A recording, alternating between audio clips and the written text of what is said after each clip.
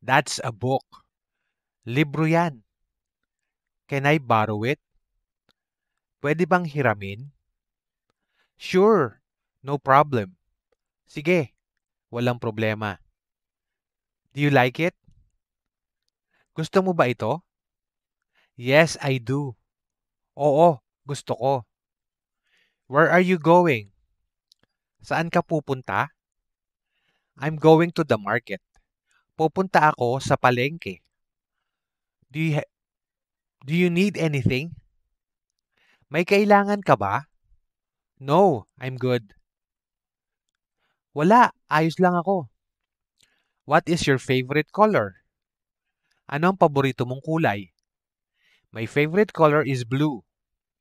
Paborito kong kulay ay asul. Do you like music? Mahilig ka ba sa musika?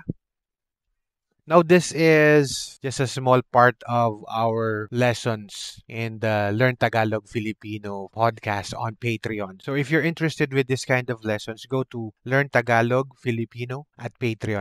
It's patreon.com/Learn Tagalog Filipino. Again, that's patreon.com/Learn Tagalog Filipino. Thanks to our supporters, Dangles, Eli Bueno, Jack DeHoog, and Trey.